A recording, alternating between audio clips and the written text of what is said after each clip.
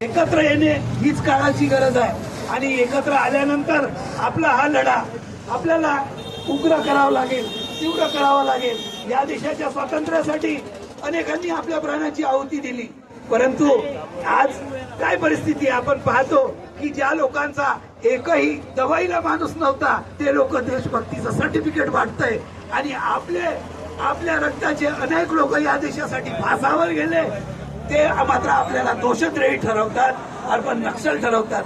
ही या ठिकाणची राजसत्ता निकामी आहे आणि ही एका विशिष्ट वर्गासाठीच राबते, हे याचं उत्तम उदाहरण आहे। आणि या व्यवस्थेमध्ये जर आपल्याला परिवर्तन पाहिजे तर बाबासाहेबांनी सांगितलेल्या मार्गावरच आपल्याला निश्चितपणे चालवावं लागेल।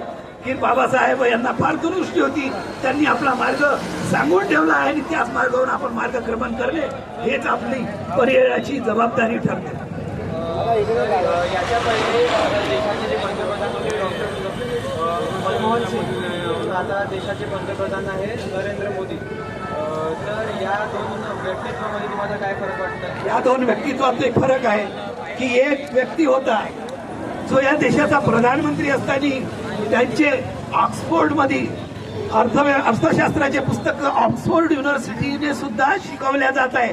आजही डॉक्टर मनमोहन सिंगाचे पुस्तक ऑक्सफोर्ड युनिव्हर्सिटी ही आजही ते त्यांचे पुस्तक त्यांच्या शिक्षण क्रमात ठेवलेले आहे। आणि दुसरा हा जो आला याच्याचा डिग्रीचाच पत्ता नाही, अरे हा अनपढ आहे, हा जो आहे याची डिग्रीच फेक आहे, चुकीची आहे। कारण की जर याचा कोणी वर्गमित्र नाही, याला कोणी शिकवलेला शिक्षक नाही, असा हा अनपढ अडाणचोट RSS ने आमच्या छातीवर आणून बसवला या देशाचा म्हणजे सत्यानाश करण्यासाठी।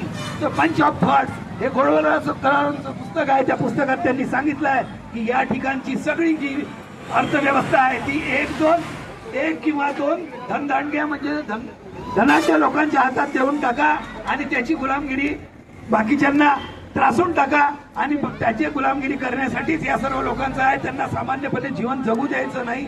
ही जी पॉलिसी पंच ऑफ थॉट्स मध्ये घोडवलकरांनी लिहिली आहे तीच पॉलिसी आज अडॉप्ट केल्या जात आहे आणि म्हणून या ठिकाणी आपल्याला या व्यवस्थेच्या विरोधात एकत्रित येऊन परिवर्तनाची लढाई लढणं ही आवश्यक आहे।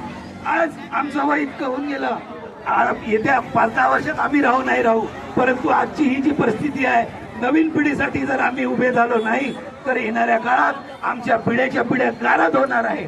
म्हणून आम्हाला या प्रोटेस्टमध्ये येणं आवश्यक ठरते, हे आमच्या या ठिकाणी उपस्थित असलेल्या प्रत्येकाचं कर्तव्य आहे आणि या मोदीची तानाशाही आम्ही कदापि चालू देणार नाही।